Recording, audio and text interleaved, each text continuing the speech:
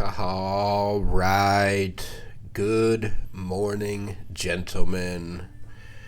Bob here, back in action today. Let's get ready to break down some Bitcoin. Getting right down to it. Weekly chart. So, Bitcoin decided to make a liar out of me last week. I said that I figured it would flip green before the week ended. It did not. It waited basically until the week ended to go ahead and give us the green. So we still got what we were looking for, right? We flipped green at this point. So now what we want to do is try and establish what is the rest of the week going to give us, and then what are we going to get after that? That's ultimately now the question, which, you know, we've got two different places we can look to kind of assess what might come out of this. This was one version right here where, you know, you had this extended period of kind of down and then sideways action, and it just ripped on off out of there, right? I mean, 1, 2, 3, 4, 5 straight green candles, a barely red one, another green, and then it just fired up some more after a couple weeks of sideways and down action. Then here, on the other hand, when we got this move previously, this one was more of a, if I move this out of the way, you can see that we didn't put in a huge week, but what we ended up getting was a week where we started out well, at least I'm assuming it started off to the upside, ended up moving down, and then by the end of the week, or it could have moved down and then started working its way back up. Either way, that would tell me that, you know, and as far as this goes, I mean, the fact that we ended the week above this support was good. I would have preferred that we ended up right on top of it, just because I don't know, mentally I always feel better when we end the week right at a support, because a lot of times what you'll get is you get an initial downside move of continuation before the spring. Here we just flatten it and then boom. Which, you know, to an extent, and I guess it would be worth pointing out that, you know, at the end of the day, you know, it really, it's, even though the week ended up, it's starting out green right now, the reality is, you know, Friday going into Saturday even, it came down to this bottom, and it's been green ever since this point, really. You know, so on a weekly here, and we've been talking about this for a while, Bitcoin needs to come back up and retest this level right here, right? So we could come out of this a few different ways, and we've talked about it. We could just fire off right up here, kind of roll over, and then bounce out. You fire up here, roll over, down further, bounce out. You know, and it's feasible too. We could just be forming another, you know, bear flag, right? I mean, this thing could end up looking just like this did, where we're going to continue on in this pattern, the downside kind of flagging pattern. But in the interim, we're going to get some positive price action. So, I mean, this could come out of here one of a few ways. But again, I think ultimately the result being, at a bare minimum, a retest of this level, whether it, you know, I doubt highly it's this week, but some point in the next few weeks, a retest of this lost level here. And again, I don't expect it will just recover past there. But what I find interesting here is that once this 21 crosses the 100 here, and it should start to push the price action down again as they're crossing, but sometime shortly thereafter, maybe almost immediately, it's gonna start pushing up towards the 21 once this cross takes place, and it could happen even as they're crossing. Moving averages are essentially delayed, right? Like they're not real time in terms of where their location is on there.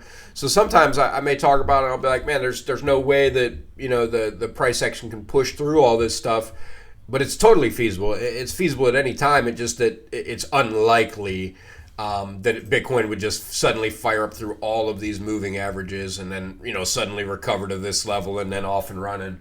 Now, is it possible that it comes up here at some point over the next several weeks or months, or, you know, whatever the case may be? For sure. And I expect that it's going to at least come back to this level, because at the moment that it's really only this one additional touch that came up there. look at, think of this maybe as a possible Wyckoff situation where you've got this initial downside, you get a second one, and then maybe a third, right? And the third one would come into a lower spot. I just don't have any way to say for sure exactly how this will all play out, as we always talk about. But that's certainly something that I think has some feasibility. Now the only thing that and I know that going back to last week, the S&P and Bitcoin, they did not. They were not as highly correlated as they have been recently. But I still think that if they are going to correlate today, maybe today, tomorrow is going to be where they're going to rejoin each other in some sort of correlation. And because I think realistically, with being as overbought as the S&P is on the hourly chart, it's not quite as oversold or overbought on the 4 hour. So, it's still got, I suppose, feasibly speaking, it could still continue to make some moves to the upside. You've got a few different trend lines that come into play here. And Bitcoin really, Bitcoin did a similar thing this weekend where it's kind of going through this bear flag looking pattern, but it fired up to it started firing off to the upside of it. Similar concept, and then it broke a fairly significantly long-term downtrend line. So I do think that, and it's feasible. This thing could just keep firing on up, right? We've got all the moving averages lined up the way they should be. This thing could just keep firing off. Matter of fact, I would say that if it is going to just keep firing to the upside, this is the next level that I think would be realistic to see it get stopped out at. But I just look at this chart and I think, man, it can only continue this upside push for so long before it at least has to, retrace a little bit. The pre-market is down just a touch, and it's already at a resistance point. So, what I'm looking for, whether it happens or not, is I'm still looking for this thing to come back down, maybe to here. Maybe not quite that far down. It might only come back down to here, which would be that's probably the most ideal scenario that we could get, because that would maintain the uptrend within this, kind of bear flag look. But it would maintain an uptrend. If it comes down here, that's fine too, as long as it springs up off of there. Otherwise, this whole move was a bull trap. So this is really what I'm looking for. And I think at the end of the day, as I'm talking about this, and again, just kind of keep in mind, this has been a fairly long-term downtrend. It broke out. It sort of retested right there. You can see where that red candle is on the hourly. It did retest there, but, I've mentioned it before. A fairly common experience is for the double tap back test. So you get the initial breakout, a back test, a push, and then a lot of times you get a secondary one. Now, when the market flips bullish and just outright bullish, you don't always get the retest that you would like, which is the only thing that would prevent me from thinking to myself, yeah, I'd definitely come down here. I think it's far more likely that it would stop here, at least just based on the idea that we are turning a corner here, right? That things are starting to look a little better. The weekly chart on the SPX, this thing looked good last, that's a good solid week. I don't know. It's comparable to this one. So maybe same idea here. Maybe, looking at this and kind of comparing to what we've seen in the past, maybe this candle is fairly equivalent to that candle. Granted, it did close directly below overhead resistance, but if an uptrend is going to begin, then what you can expect is that if it moves back to the downside, it needs to hold this level and then spring up off of it. And the same thing would be said for Bitcoin here, is that, if we are going to get some downside to start to start this part of the week now the holiday weekend's over, if we're going to get a downside push. Oh, and this is the weekly chart. But, next week you would, if we don't end up with something like this, then we want to look for something more like this, where the weekly chart got retested all the way down to the candle body here, sprung up. That's what started the uptrend. Here, I was talking to Matt over the weekend. I said, man, we got a nice 4-hour uptrend starting. And that was back in, where was it? Yeah, it'll be easier to find on my, right here I noticed that we had a 4-hour uptrend starting. Right now it looks as though we are going to finally get, this is kind of looking to form an overhead ceiling, if you will. Similar to all these, like it does look like it's starting to form up something like that. But on a positive note, we recovered up above the levels we've been talking about. That until we got up here, we might as well just assume the continued downside. Well, now all of a sudden we got a few things that went really well for us here. So I'm going to show you what I think is a pretty realistic bet here at this point. Is that we had a couple different things that we've been talking about, right? This was a potential rounded top. This was a potential bear pennant. This was a potential bear flag. Well, at the moment, at least, it still looks bear flaggish.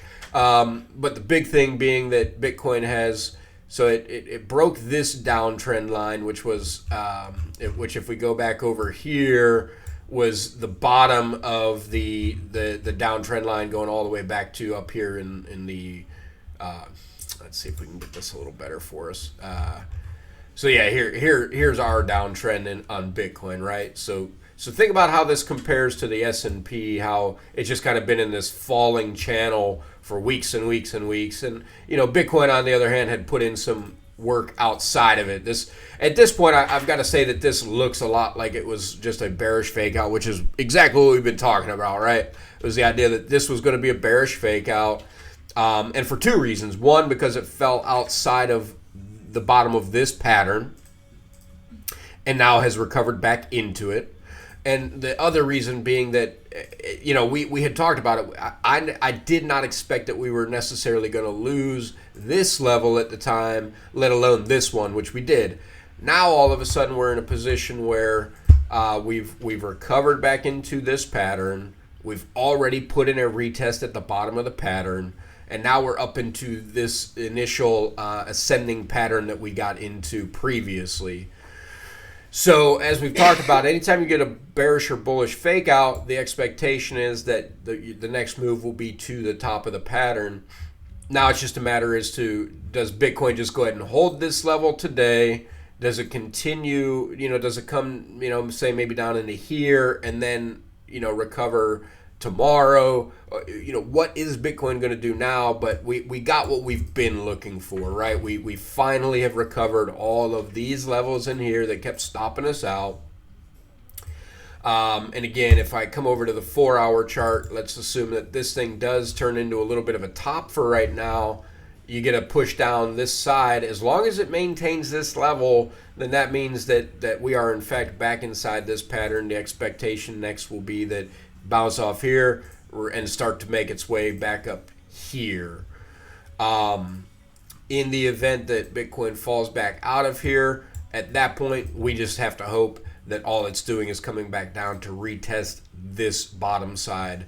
But again, comparing this with the S&P, a small pullback in the S&P to somewhere in this level, comparatively on the S&P. Let's bring this back over just for a second so you can see it.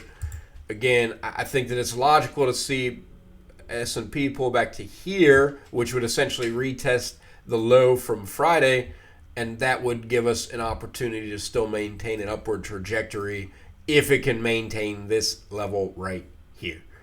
So I think that, again, I see some signs of positivity. We finally got what we've been looking for. I've been telling you it's going to flip green. It's going to flip green. And it finally did. And now it's just a matter as to how it recovers out of here. Now, this, again, you guys know this is a bearish pattern, right? So, again, let's say that it does come back out of here and it happens right over here. Awesome. That gives us our retest of the breakout or break back into of this pattern. And I guess to an extent it makes sense that for right now we do have some resistance coming into play, because there's the top side of that falling channel, which Bitcoin hasn't broken out of yet, versus, again, the S&P slightly different. But yeah, this 4 hours is super overbought right now. So again, a little bit of a pullback to to re-up, if you will, to re-energize would be totally logical and really expected. Let's zoom in on the shorter term time frames and just kind of see what this looks like, getting down to the nitty gritty. So Bitcoin maintained this hourly uptrend really all the way up until now. I mean, this is the first sign that it's showing of potentially breaking through the longer uptrend, which is really more corresponding to this particular line. But the nice thing about this will be that in the event that it loses this line, it doesn't necessarily mean it has to lose this uptrend. And in fact, I'm expecting that Bitcoin will resume either this uptrend line or this one.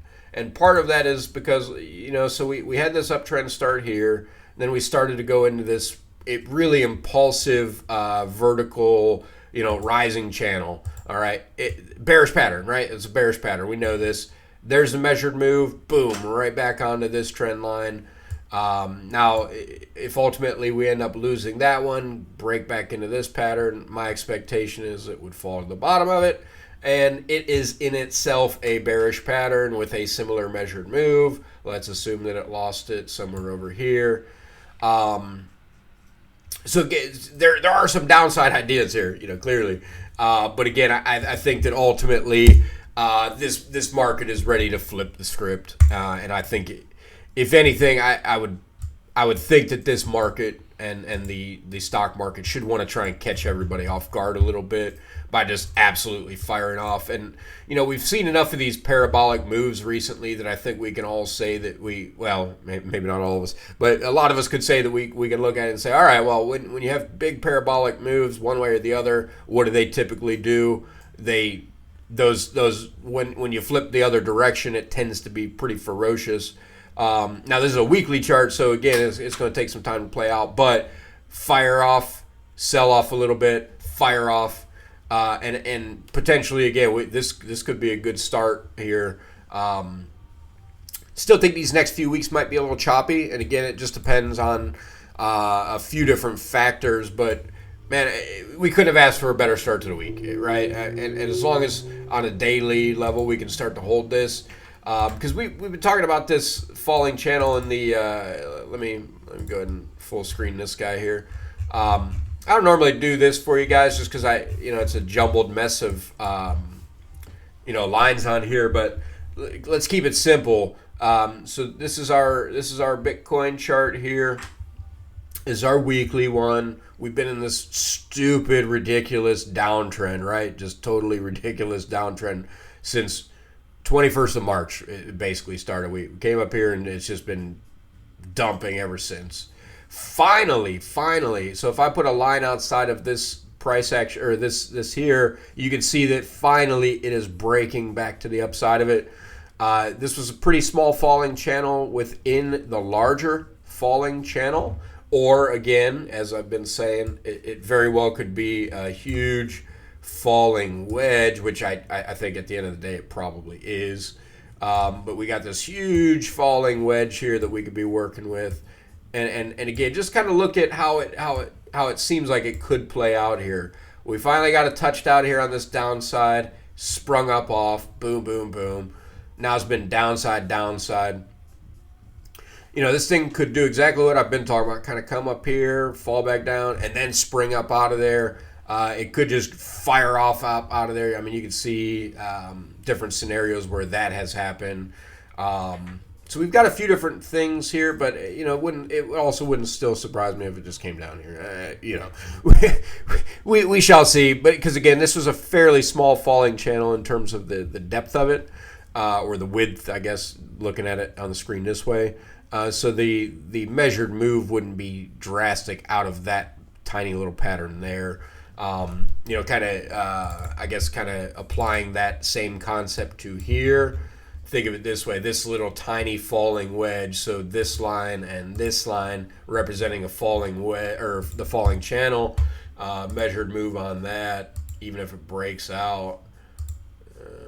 let's say it broke out right here even. Max move is 36,560, which, hey, how about that? Takes us right back up to the 100 simple on the weekly. So, yeah, I mean, everything lines up there for this all to make sense. I just don't know, again, the way in which it plays out. Do we fire up here? Is this already the high for the week, right? Is it feasible? This is already the high for the week, and we're just going to spend the rest of the week selling off until we get a little teeny tiny doji here, and then the next week fires off, gets, similar to like this concept where we kind of had to form this little base before we could finally put together a few weeks of consistent upside, or like this one, right, where it just kind of, it ended up being just a fairly small candle body. I won't say tiny, but then because it was really only a 4% move that week, but and maybe that's what I'm saying. Maybe this ends up being the maximum move already for the week, and we just fire off to here.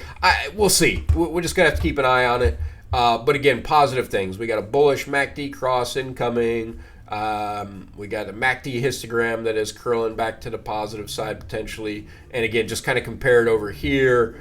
Now this, this one may be slightly different, but you could see here by the time it put in this candle that similar to this one, then it went right back into the red shortly thereafter. So, the MACD histogram is not always a perfect indicator, but you can see here that if you simply bought when it was, down in here, you could have held it through that month, 2 months, whatever, and eventually sold it up here.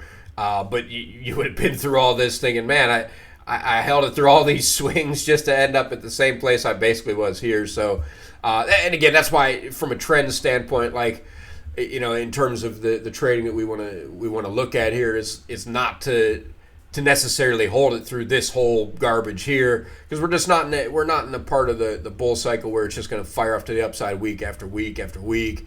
We're going to deal with chop all through it. So again, that's where. I mean, if I'm sitting here looking at this myself, I'd have bought and sold this 30 times in here, right? So, anyway, long story short, again, this is we're finally getting what we've been looking for. We're gonna try and work our way up here. How exactly it plays out, we'll see. It would be great to see this thing just rip off to the upside this week and fire all the way off up here.